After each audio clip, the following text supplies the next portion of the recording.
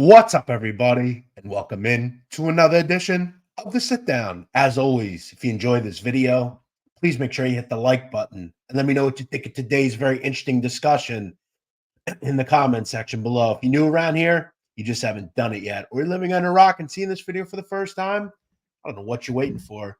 Hit that subscribe button below now so you never miss another sit down video. Make sure you, as always, have that notification bell turned on so you never miss another video we drop here on the channel.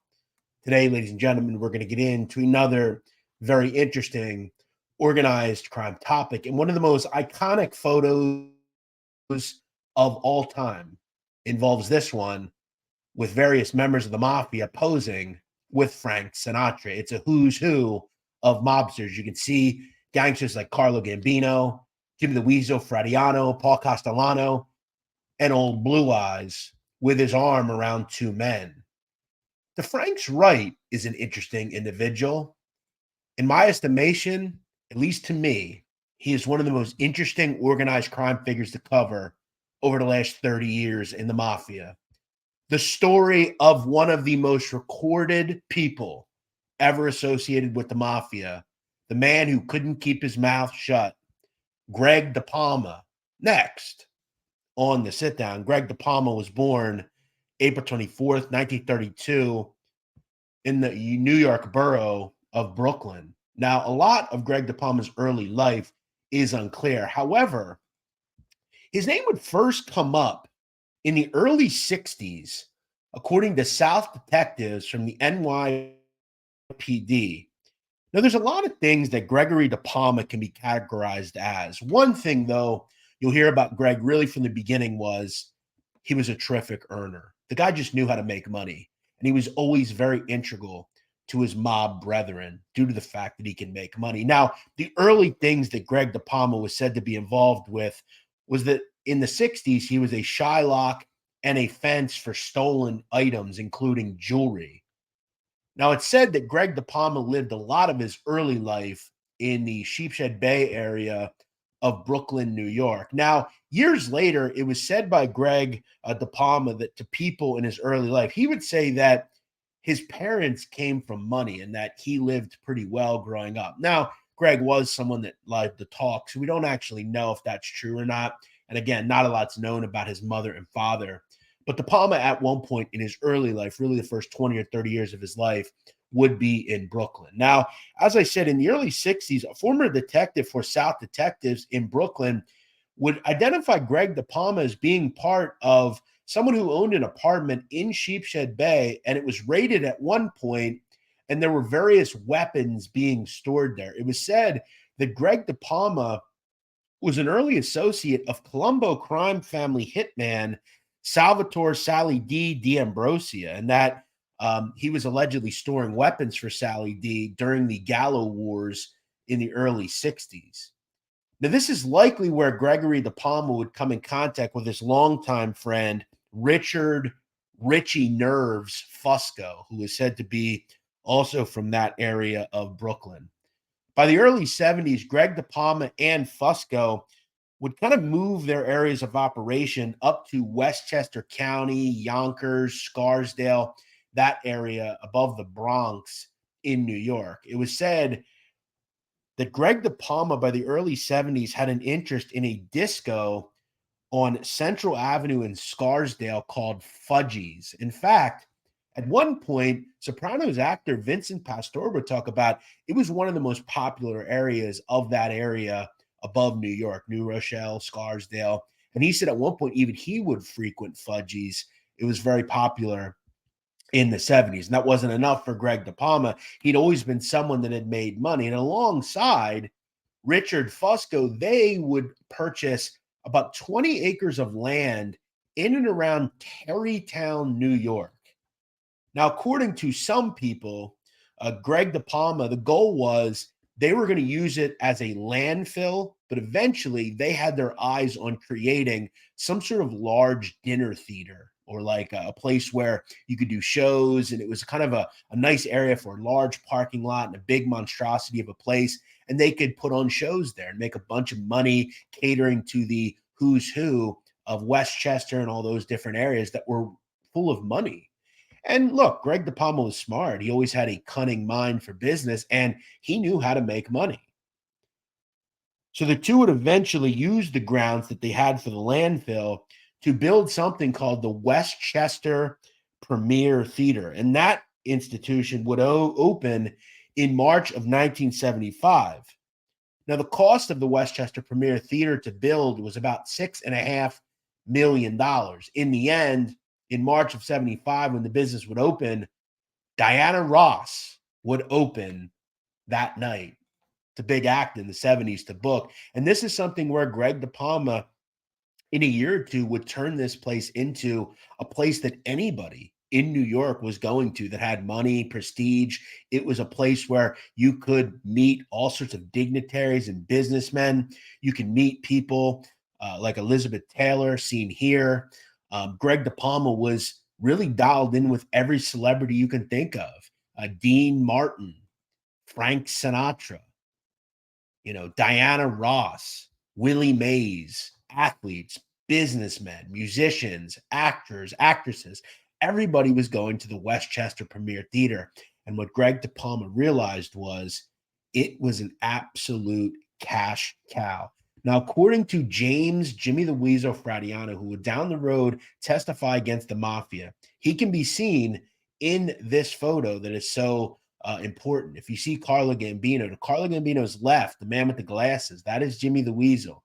Now, Jimmy the Weasel would say at one point about the Westchester Premier Theater that Fusco and DePalma were, quote, skimming from everything, the cash concessions to restaurants in the place, bars, parking, T-shirts, souvenirs. They were selling comp tickets, their own tickets for 61 permanent seats, as well as 136 folding chairs that were not even in the seating chart of the theater.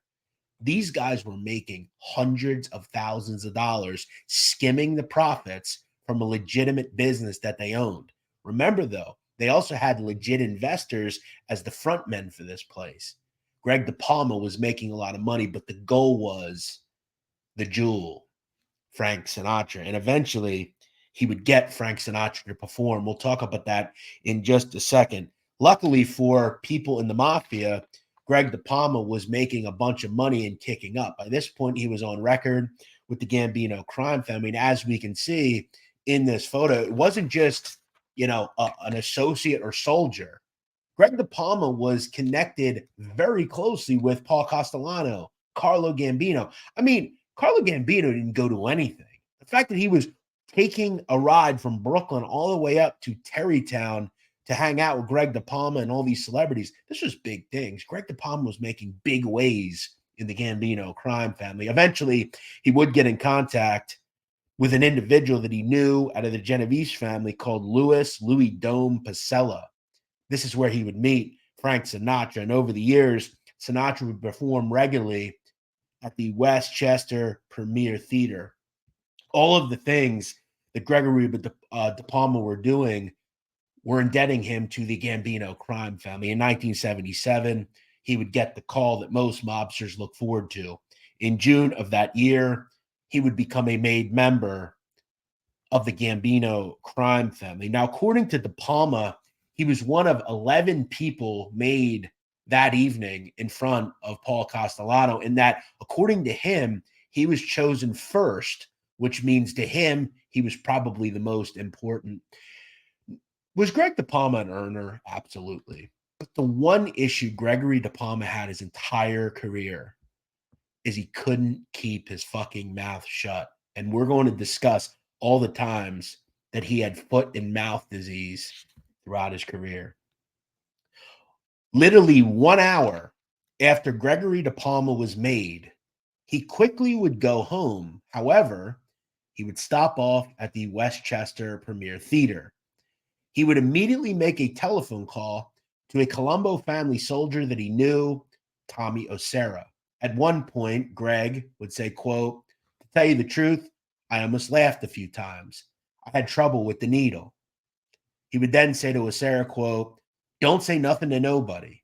He would then immediately hang up and then dial a businessman friend of his called Tommy Marson.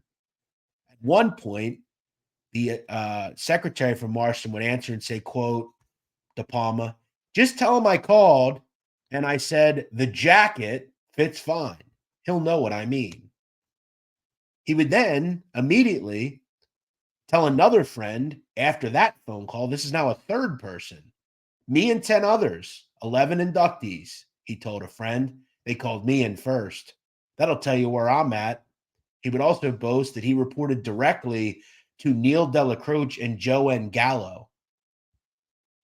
He would then, on and on, continuing to make calls until nearly 7 a.m. that morning. One of the final people he would call was his new capo, Nino Gaggi. DePalma would tell Gaggi, quote, thanks for everything. And that he was, quote, feeling great and would see him in a few days. Now, for Nino Gaggi, Greg DePalma, like many others, would be a real thorn in Gaggi's side. Eventually, his relationship with Gregory DePalma and Greg's constant chatterbox ways would do Nino Gaggi in. The problem for Gregory DePalma was he was a made member of the mafia. However, he was siphoning and stealing hundreds of thousands, if not millions of dollars from the Westchester Premier Theater and essentially busting up the place, if you will. In 1977, the Westchester Premier Theater would go bankrupt. And by 1978, it was completely busted out. It was said that in the 4 years that the Premier Theater was in business, Gregory DePalma and his cohorts would steal nearly $9 million from the business. Remember, this is in the late 70s. That's a shit ton of money. Gregory DePalma, though, was getting on the auspice of the federal government. On June 6, 1978, Greg DePalma, alongside his boy Richie Fusco, as well as Tommy Marson and others, were indicted by the federal government for costing investors nearly tens of millions of dollars in their phony operation in stealing money from the Westchester Premier Theater. Another individual indicted was Nino Gaggi, and he was absolutely furious at the constant talking from DePalma. Nino Gaggi on a wiretap would say, quote, that fucking DePalma and his cock-sucking big mouth, he would rant to his nephew, Dominic Montiglio. That fucker, I told him not to talk on the fucking phone. I should whack him, the fucking scumbag. And he was exactly right. Gregory DePalma, from his auspice and his continued start with the mafia, wouldn't shut up. And his constant discussions, even after his making ceremony, made that evident.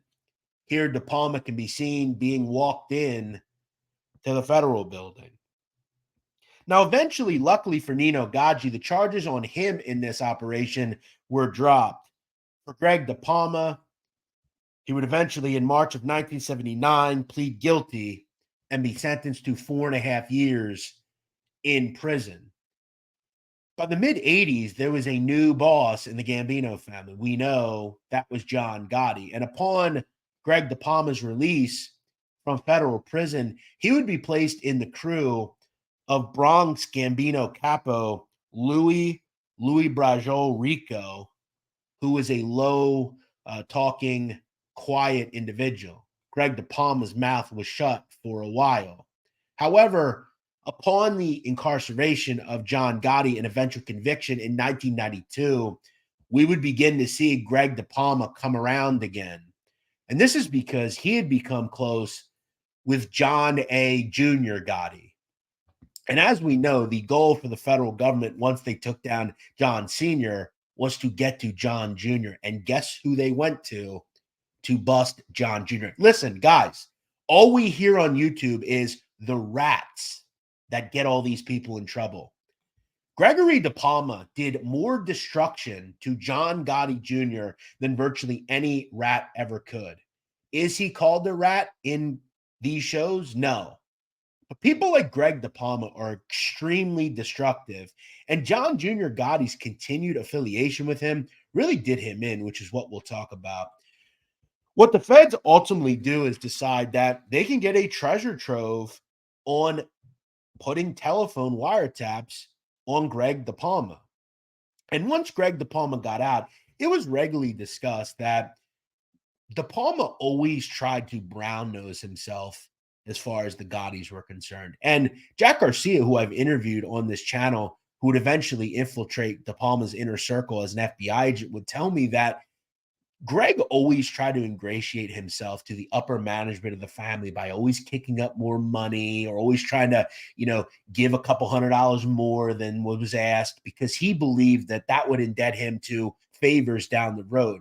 Now, according to Mikey Scars, he would say at one point on their Patreon channel that Greg DePalma almost fell out of the way with certain people because they were just tired of him trying to constantly brown nose. And at one point, John Gotti Sr. would say, because he did that, he ain't going to get a promotion. And he just got he always would rub the people the wrong way. And in the end, Greg DePalma, when it came to John Jr., did him in. By 1998, the federal government had placed various wiretaps on Greg DePalma. Greg DePalma would implicate himself in the fact that he ran a large bookmaking operation and that he was also involved with control and extortion of a nightclub in New York City called Scores. Now, by this point, Greg DePalma's son, Craig DePalma, was involved with the mafia, and he was in the crew of John A. Jr. Gotti. Now, at one point, John Gotti Jr. was so incensed by the constant talking of Craig DePalma's father, Greg DePalma, that he would tell Craig on a phone call, quote, "We're going to buy your dad a fucking radio station at Christmas because he can't keep his fucking mouth shut." Greg DePalma was a problem for the mafia, but they couldn't seemingly see it. He was giving them money and they were willing to forgive it. But in the end, it would really do everyone in. By 1998, a large case would come down on nearly 40 members of the Gambino crime family, including Gregory DePalma, his son Craig, and the pick of the litter, John A. Jr. Gotti. Now, this case is the case that Junior refers to where he goes to ask his father about whether he should accept a plea or not. He instantly says that he does not want to accept a plea, but down the road, he decides to accept the plea, and the federal government gives him 6 years in federal prison. Mostly all of the case that was built on John Jr., a lot of it came from Greg DePalma. So all you people that want to call out rats, the most destructive person in Junior Gotti's life was Gregory DePalma. Now, Greg DePalma would get off a little easy in this case due to the fact that by January of 1999, he was a very sick man. He had all sorts of health problems and would plead with the judge. In the end, it worked. He would get just 70 months in federal prison. His son, though, Craig DePalma, would be hit quite hard in this case. He was sentenced to 87 months in federal prison. For Craig DePalma, he just couldn't deal with it. In 2002, he would attempt to hang himself at a federal prison in Georgia. He would be in a vegetative state until 2010 when he would die. Now, according to Jack Garcia, he would also tell me that once Greg would get out from his 70-month sentence, he would give his son Craig DePalma undying care, really. He was always by his side. He tried to give him the best medical care possible. And he loved his son. That was the one thing we could say about Greg DePalma. He'd always tried to help his son, even after he attempted to whack himself. Now, Greg DePalma would head off to federal prison, and even though he was a very sick man, according to him, this would not stop him from continuously talking on the phone.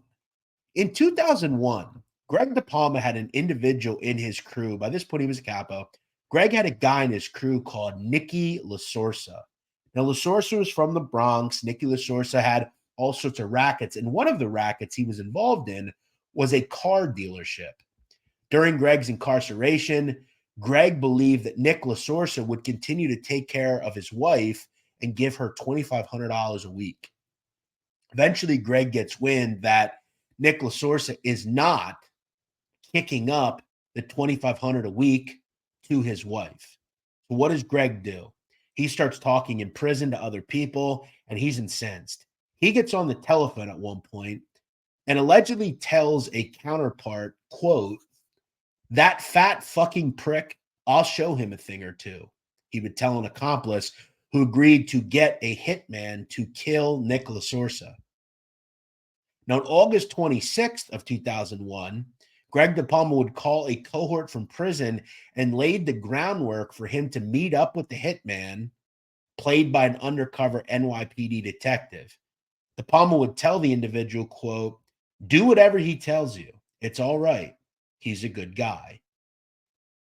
Now, the undercover cop would meet a person called Richard from Legletti, who would drive to the dealer's place of business, pointing him out and instructing, "That's the hitman to call when you want the job done." Now, the federal government would eventually charge Gregory DePalma with murder conspiracy. Now, in the end, luckily, I don't know how, but Greg DePalma beat this case in prison. Not sure how, because the guy that was involved flipped. Greg somehow beat this case, but he's lucky he did, because this would have probably did him in and he would have never gotten out of prison. But again, his constant, incessant talking was very problematic to his career. Eventually, though, in 2003, Gregory DePalma would be released from federal prison, and within hours, he went right back to the streets. He went right to a strip club that he had investments in and started doing business. And at one point, he would tell basically the streets, "I'm back open. Bring the tribute payments to me."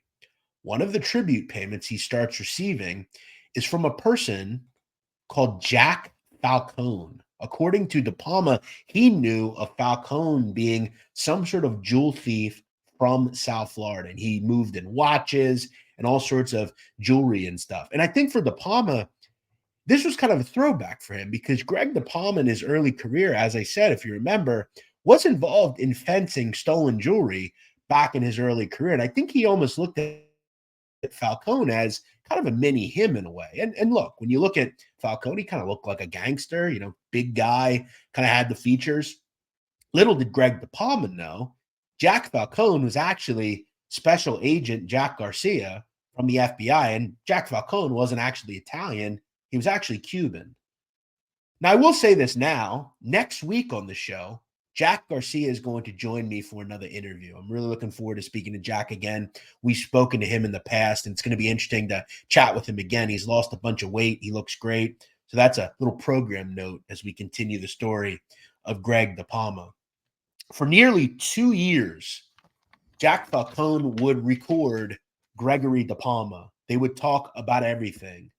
And at one point, Jack Falcone, aka Jack Garcia, would tell of a disgusting, disgraceful story about Greg DePalma. At one point, he would recount an incident where DePalma would steal 2 stuffed dolls from a sidewalk vendor after stealing some expensive paintings from Neiman during a visit to the artist Manhattan Diggs. According to Falcone, DePalma would charl, quote, in reference to stealing the dolls, "I can't help myself," and that he was blown away on why he would commit such a paltry crime.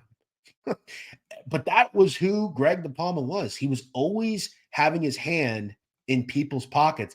Jack Garcia would also talk about they would regularly go out to dinner with like businessmen, and everybody wanted to know Greg DePalma, and that he was always getting business cards from people. And DePalma would tell Jack basically, "I'm going to get my hand in this fucking guy's pocket." Like, that's all he did. He was always trying to find an in to steal from people. In the end, the conversations were incredibly destructive to Gregory DePalma. Over the next 2 years, they were all on tape. In fact, at one point, Falcone would even discuss about a incident at one point in a Bloomingdale's where Gregory DePalma and members of his crew would beat up an individual with glassware from Sears and Bloomingdale's. So there was all sorts of stuff on tape. And during the time of Jack Falcone infiltrating the mob, he also got boss of the family, Arnold Squitieri, underboss of the family, Anthony Magali. All of these individuals in 2005, alongside Gregory DePalma, were indicted for charges ranging from extortion, loan sharking, racketeering, and other mob-associated crimes. Jack Falcone would take the stand and detail all of this in front of Gregory DePalma. You have to wonder what Greg's face looked like when he found out that he had his own Donnie Brasco and the Gambino crime family. Luckily for him, they weren't going to kill him because they couldn't kill him nowadays. It was a lot different from the 80s. But DePalma was done in. In 2006, he would be sentenced to 12 years in federal prison. 2 years later, or 3 years later, in 2009, Greg DePalma would die at the Federal Medical Center for Prisoners in Butner, North Carolina. He was 77 years old. I want to leave you with a comment from Jack Garcia on the passing of Gregory DePalma. He would say, quote, "Good riddance.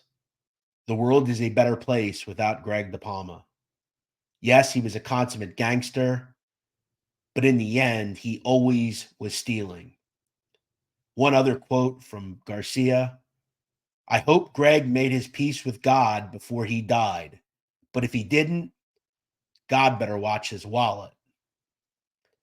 Gregory DePalma was an earner. He was a visionary for sure in business. He had his hands in construction and gambling and dinner theaters. He knew people like Frank Sinatra, Dean Martin, Willie Mays, and Elizabeth Taylor. But the constant and incessant talking from Gregory DePalma was always his downfall. In the end, though, he lived to be almost 80 years old, but he did a lot of his late life in prison. And when it all comes down to it, it wasn't necessarily Mikey Scars or John A. Light that gave John A. Gotti a long prison sentence. It was actually Greg DePalma. I hope you enjoyed this episode. We'll see you next week here on the Sit Down.